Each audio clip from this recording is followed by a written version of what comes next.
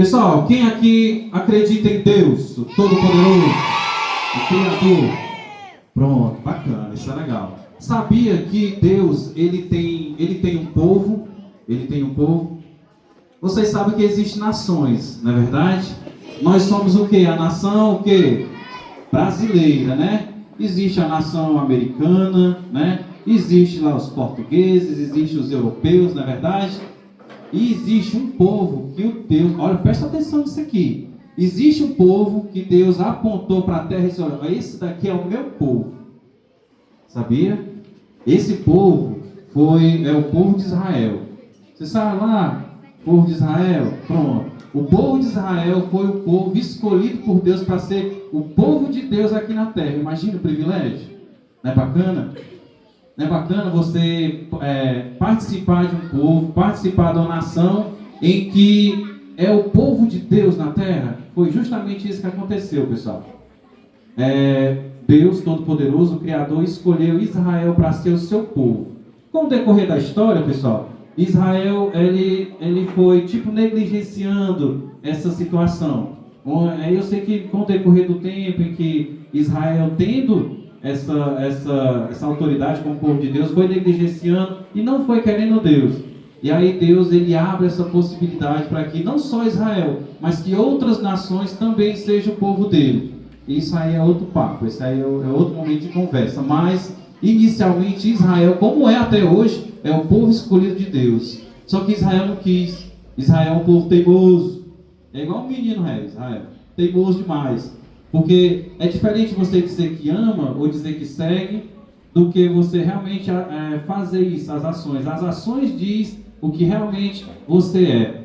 E aí o povo, ele, por várias ações, não quis Deus como o dono deles, né? Como nação. E aí Deus ficou triste, se chateou e abriu essa possibilidade através de Cristo para outras pessoas crendo nele, crendo em Cristo, possa fazer parte do povo dele.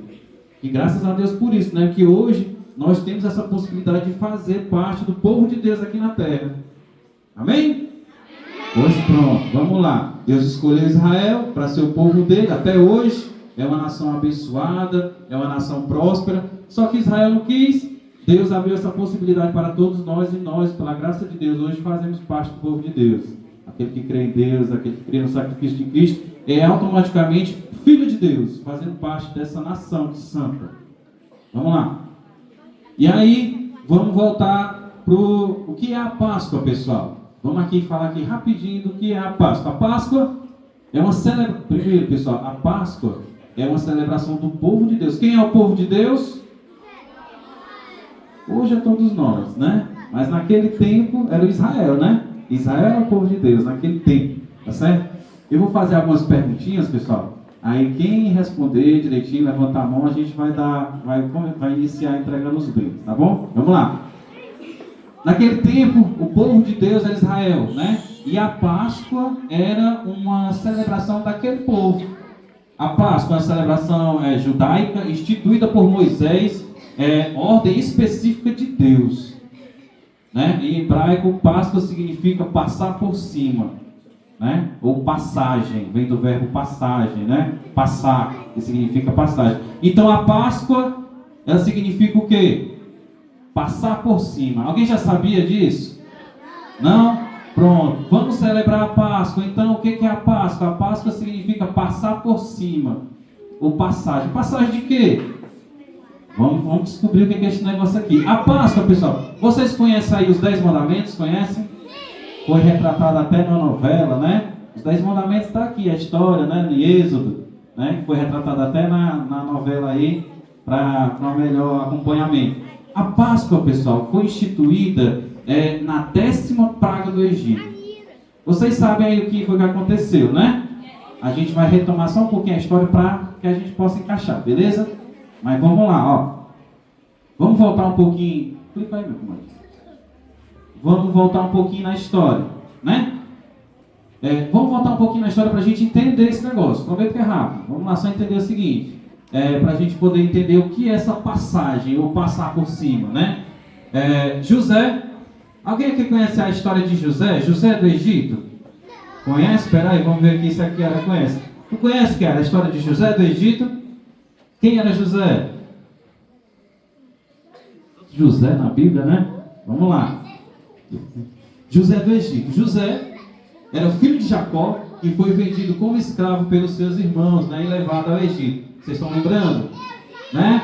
Ele era o filho de Jacó e os seus irmãos, com inveja dele, vendeu ele para os egípcios lá. Onde, ao passar por injustiças e prisão, se destacou por interpretar sonhos, ao prever a morte que viria, e foi nomeado governador e salvou o Egito com sua sabedoria. José, vamos pegar o êxodo daí, a história de Israel daí. José foi vendido, né, para os egípcios lá, ficou preso e tal, mas como Deus estava com ele, ele recebeu esse dom de adivinhações, né, e foi daí que ele previu que o Egito ia ter uma seca, falou para o faraó, e o faraó achou interessante, legal, e ele colocou ele como governador do Egito. E aí José chamou todo o povo de Israel, né, todo o povo de Deus para o Egito, para passar essa seca de uma forma bacana, para que o povo não tivesse fome, tá certo? E pronto, José levou o povo de Deus para o Egito, estava lá, os hebreus e os egípcios, tudo convivendo de uma forma bacana, legal. Só que José morreu, e todos aqueles descendentes também morreram, né? José morreu no Egito há 110 anos, né? Tinha 110 anos, ele morreu. Aí, com o tempo, os hebreus foram escravizados pelos egípcios. Então, José, que era governador do Egito, morreu. E aí, todo aquele povo que ele tinha levado, com o passar do tempo, toda aquela história foi sendo esquecida. E todo aquele povo, pessoal, o povo de Deus ficou escravo no Egito. Imagina, o povo de Deus, o povo eleito de Deus, lá no Egito sendo escravizado. Você sabe aí a questão do ser escravo? Trabalhando, levando chicotada, né? Esse daí era o povo de Deus, eram os hebreus que estavam lá no Egito, nessas condições. Passaram 400 anos lá nessa condição, na chicotada, na peia. E, infelizmente, né? Houve essa situação. Com o tempo, os hebreus foram escravizados pelo Egito, né? Deus, ele viu que o seu povo estava lá, estava sofrendo. Ele viu que aquele povo que estava escolhido lá, que foi para o Egito, para se salvar da seca, com o passar do tempo ele foi escravizado e estava sofrendo. O que foi que Deus fez? Deus levantou Moisés para libertá-los, enviando 10 pragas ao Egito. A 10ª morte dos primogênitos, para proteger os hebreus, Deus instituiu a Páscoa. Pronto. Deus viu que o povo dele estava sofrendo lá, estava sendo chicoteado, né? E aí Deus, não, pai, isso não é bom não. Meu povo sofrendo desse jeito, eu vou tirar esse povo daí. Aí Deus levantou Moisés. Moisés chegou lá para o faraó, disse, rapaz, eu quero o povo de Deus tudo de fora daqui, porque estão sofrendo demais, mas feio demais. Todo dia, trabalhando demais, sol de dia e de noite. E aí o faraó disse, não, sabe não, são nossos escravos. Se eles vão embora, e aí a nossa mão de obra? Não, como é que a gente vai construir essas coisas aqui? As pirâmides, e aí? Dá não. Aí Moisés, né, ficou triste, conversou com Deus, e Deus mandou 10 pragas para o Egito ali, para poder libertar o povo, tá certo? Alguém lembra, pessoal, de alguma praga que Deus enviou para o Egito, para mostrar que ele era Deus? Vamos lá, a Laura. Vai lá, Laura. Qual é uma das pragas lá do Egito que Deus enviou para libertar o seu povo? A praga das moscas. As moscas, muito bem. Cadê? Traz aí, tio. Muito bem, a praga das moscas. Muito bem. Quem mais, pessoal? Sabe de alguma outra praga? Vamos aqui, mais pertinho aqui. Mas me diga aí outra praga que Deus mandou para mostrar que ele era Deus dentro dos egípcios. A água virou sangue. Muito bem. Muito bem, tio. A água virou sangue. Quem mais lembra de outra praga? Vamos aqui, desse lado aqui. Vem. Mas, ó, não pode ser o mesmo, não. A praga do gafanhoto. Gafanhotos. Muito bem. Mais uma, só mais uma. Vai lá, mulher. Espera aí aqui, calma aí. Me diz aí, outra praga que Deus mandou que os egípcios viram. O negócio é sério aqui. Praga da rã. Ah, muito bem. Parabéns. Pronto. Mais um brinde aí, tia. Então vocês entenderam, né? O povo de Deus estava lá no Egito e aí o faraó não queria livrar não. Aí Deus, rapaz, não vai livrar não? Pois espera aí. Mandou mosca, mandou rã, mandou a água virou sangue, os bois lá pegaram doença, morreram tudinho. E as feridas, né, no povo lá. Tudo bem. Aí foram 9. E o faraó, coisa ruim, meu amigo. Pensa no cara ruim. Não, libera não. Não, isso aí acontece, é besteira. Aí Moisés chegou assim, vamos embora aqui, Senhor, quer liberar não. Como é que nós faz aí? Aí Deus, rapaz, eu vou mandar a última praga lá. Essa daí vai ser muito pesada, vai ser complicada, pessoal. Que vai ser o quê? Qual foi? Quem sabe me dizer qual foi a última praga? Aqui, Yara, que ela está querendo falar aqui. A última praga do Egito foi o quê? Que os egípcios viram que não, o negócio é sério, mexer com Deus não está certo não. Tu consegue lembrar? A última praga?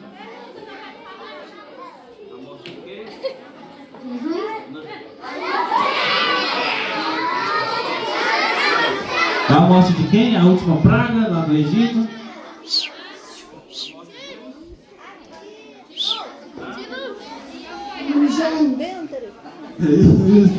Muito bem, tia. Acertou. Ei, tia, traz aqui, ó. Dá um brinde para ela.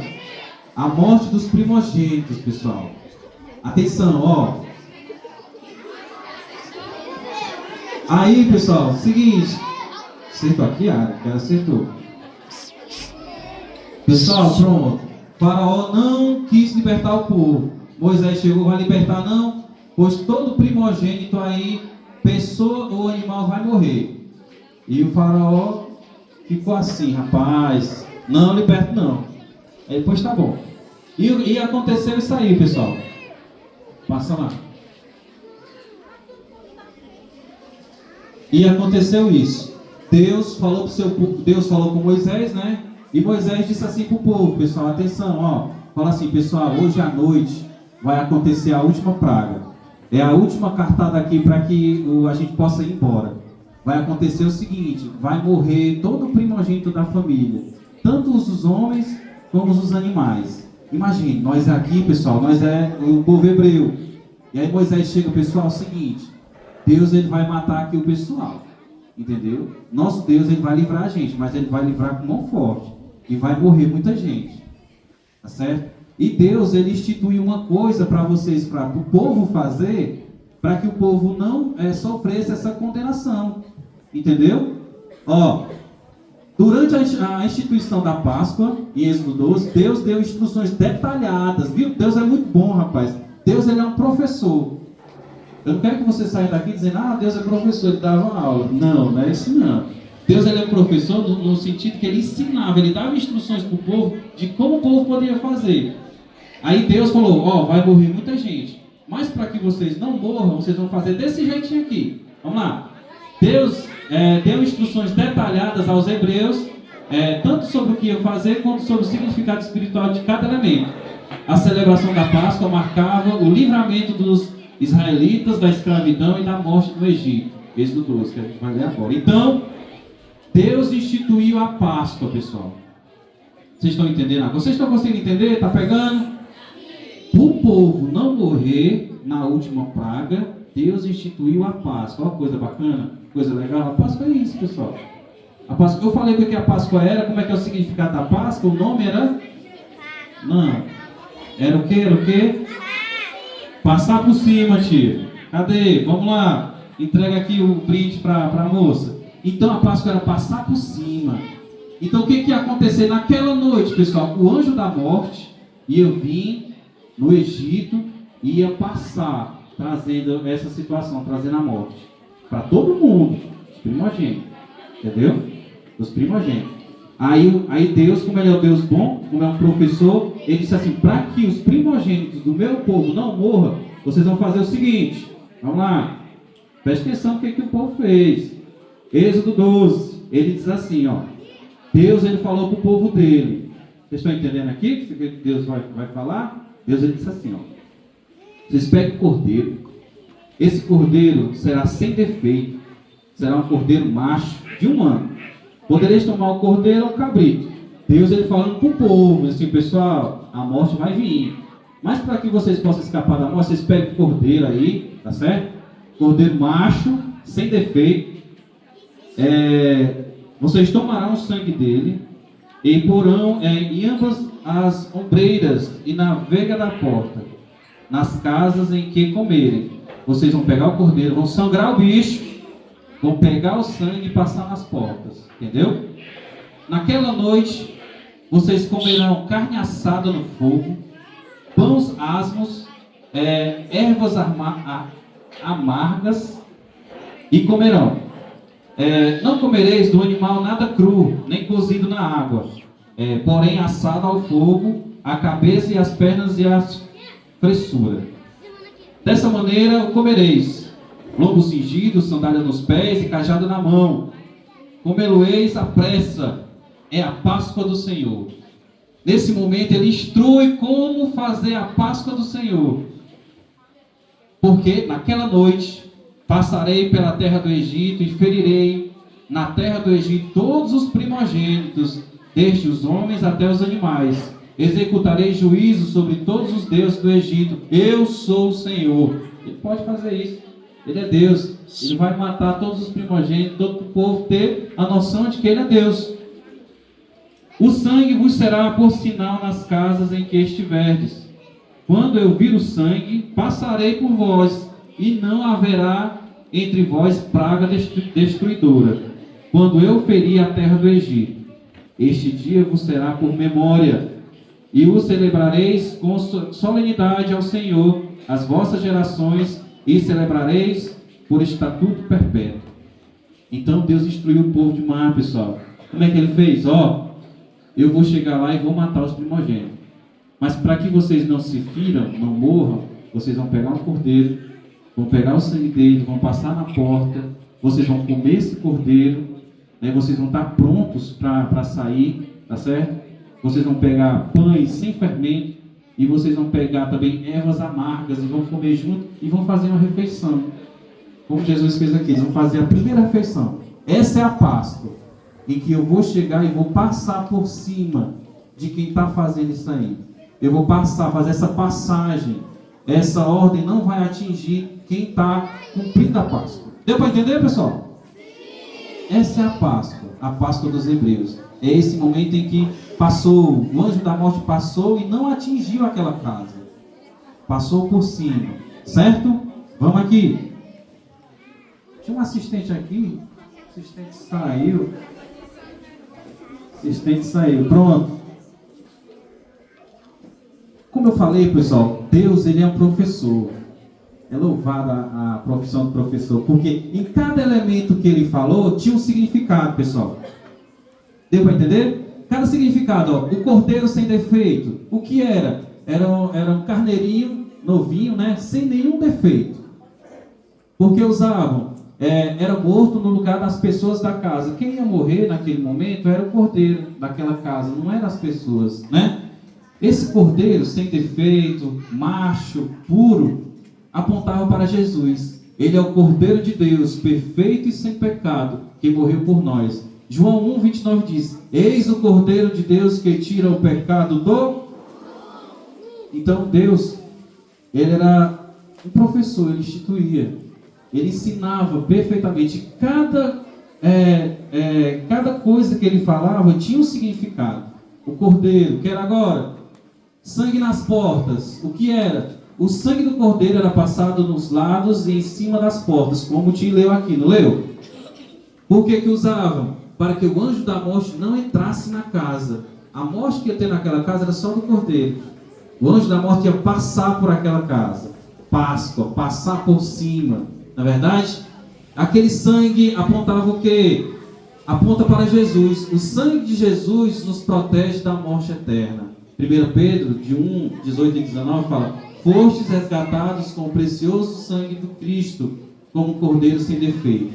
Então, da mesma forma, pessoal, que aquele sangue do cordeiro estava na porta, o sangue de Cristo, estava naquela porta de madeira, o sangue de Cristo na cruz de madeira também nos livra do pecado e nos livra da morte. Outro elemento que Deus nos deu, naquele momento, naquela refeição, pão sem fermento. O que era o pão sem fermento? Era o pão feito sem fermento, sem crescer. Porque eles usavam o pão? Lembrava a pressa para sair do Egito, de que o fermento representava o pecado. Esse pão sem fermento, por que Deus colocou ali este pão sem fermento naquela ceia? Porque apontava para Jesus. Jesus é o pão da vida, puro e sem pecado. É o que diz João 6,35. Eu sou o pão da vida. Em 1 Coríntios 5, do 7 a 8 diz: Cristo, nosso Cordeiro Pascual, foi sacrificado por nós. Por isso, celebramos com os pães sem fermento, da singeleza e da verdade. Outro elemento que Deus nos deu, as ervas amargas. Vocês sabiam porque Deus instituiu as ervas, ervas, eu tenho essa dificuldade, ervas amargas? O que era isso aí? Eram plantas amargas. O Tio também leu no Êxodo. Porque usavam para lembrar o sofrimento e a dor da escravidão. O povo fazendo aquela refeição, comia aquele negócio ruim, para lembrar que eles ali estavam como escravos. Eles estavam ali, estavam 400 anos debaixo de peia. O povo de Deus. E o que aquelas ervas apontavam? Apontavam para Jesus. Lembra do sofrimento de Cristo na cruz, para nos libertar do pecado. Isaías 53, 3 assim: um homem de dores, que sabe o que é padecer. E vamos para a última, acredito que é a última: estar prontos para sair. O que significa? O que era? Comer vestidos para a viagem, com sandálias e cajados. Por que faziam isso? Para mostrar que estavam prontos para sair do Egito.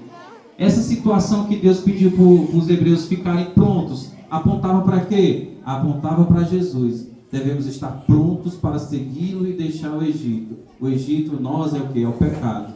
Lucas 12:35 diz: estejam cingidos os vossos ombros e acesas as vossas candeias.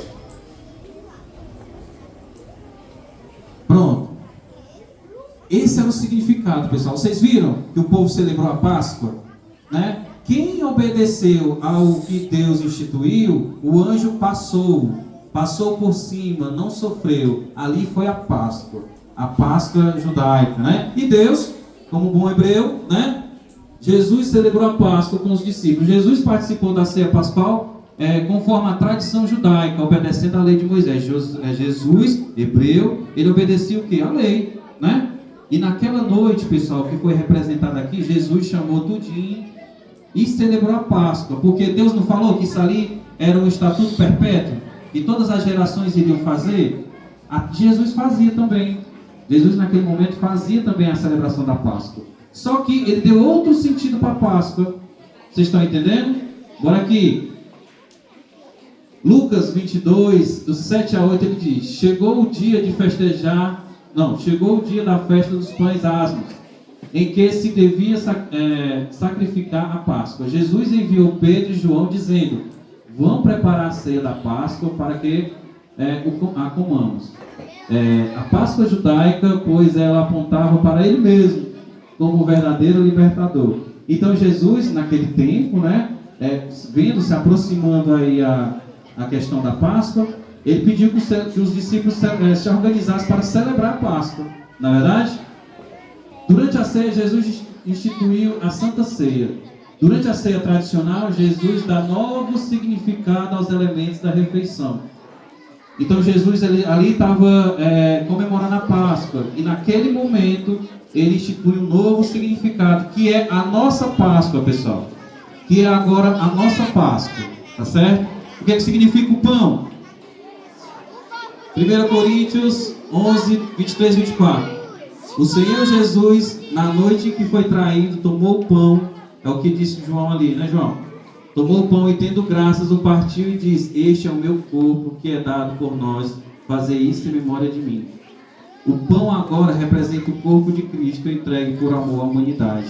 Então, pessoal, lembra daquele cordeirinho que foi morto? Lembra daquele cordeirinho que foi morto? A família estava reunida e comendo cordeiro. Nós, como os cristãos agora, a gente não sacrifica mais o cordeiro. O cordeiro que foi sacrificado para que a gente pudesse escapar da morte foi Cristo na cruz. O cálice, Lucas 22:20, semelhantemente, depois de cear, tomou o cálice dizendo: este cálice é a nova aliança. É a nova aliança, tudo se fez novo. É o meu sangue derramado em favor de vós. O vinho simboliza o sangue de Jesus, o que sela a nova aliança entre Deus e a humanidade. Aquele sangue aspergido nas portas ali é celebrado agora na ceia através do vinho. E quem participa do vinho está tomando ali em simbologia o sangue de Cristo. Jesus é o verdadeiro cordeiro da Páscoa. A Páscoa do Egito foi uma figura, um símbolo do sacrifício de Jesus, o cordeiro perfeito e sem pecado. João 1:29 diz: eis o cordeiro de Deus que tira o pecado do mundo. 1 Coríntios 5:7, Cristo, nossa Páscoa, foi sacrificado por nós. A morte de Jesus nos livra da morte eterna, como o sangue do cordeiro protegeu os hebreus do Egito. Assim como aquele cordeiro não protegeu os hebreus naquela noite, não protegeu? Livrando da morte, né? O anjo da morte passou por cima daquela casa quando estava o cordeiro morto. Hoje a morte e o pecado, ele passa por a morte eterna, ela passa por nós, se nós tivermos com o cordeiro de Deus, que é Cristo. Amém, igreja? Amém. A nova aliança em vez da antiga. Jesus declara o início da nova aliança, não baseada em leis e sacrifícios de animais, mas no seu sangue e perdão.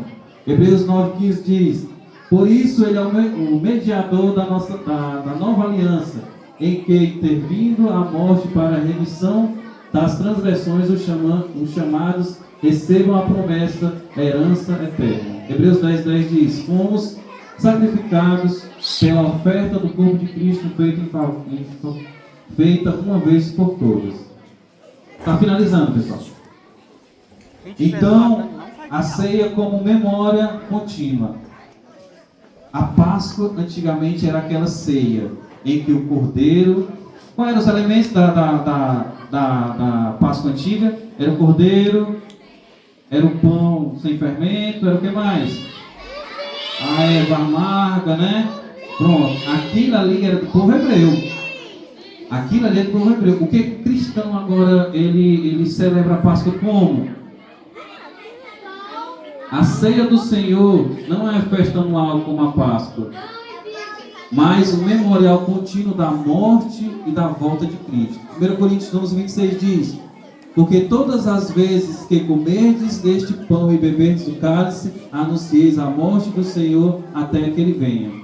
A ceia é para lembrar o sacrifício de Cristo e fortalecer nossa comunhão com Deus e com os irmãos. Beleza? Nós não comemoramos a Páscoa como os hebreus comemoravam. Nós comemoramos a Páscoa hoje com a ceia do Senhor, que foi aqui dramatizada pelos nossos colegas. Tá certo? O que mudou agora? A Páscoa judaica e nós como a ceia do Senhor hoje. Né? Nas missas não fazem aquele momento de hóstia, né? O momento da ceia. Nos cultos também não tem aquele momento da ceia do Senhor. Isso aí é comemorando a Páscoa, essa nova aliança. A Páscoa judaica é a libertação do Egito. Na ceia do Senhor, a libertação do pecado. Na Páscoa judaica, o sangue do Cordeiro. Na ceia do Senhor, o sangue de Jesus. Na Páscoa judaica, comer pão sem fermento e ervas. Na ceia do Senhor, comer pão e beber o cálice, representando o corpo e o sangue. Na festa judaica, festa uma vez por ano. Na ceia do Senhor, praticada frequentemente em memória de Cristo. Essa é a Páscoa, pessoal. A Páscoa que o cristão celebra é a morte e a ressurreição de Cristo, como os elementos aqui da ceia. Tá certo, pessoal? A Páscoa é essa passagem, passar por cima, ou passar. O anjo da morte, pessoal, aquele que está com Cristo, aquele que celebra o seu corpo e o seu sangue, ele passa por ele não detém mais a morte eterna. Amém? Vocês entenderam aí toda essa história da Páscoa? Bacana, né? A Páscoa como uma celebração do povo hebreu e a ceia do Senhor sendo a nossa Páscoa, a morte e a ressurreição de Cristo. Bacaninha? Deu para entender, tio?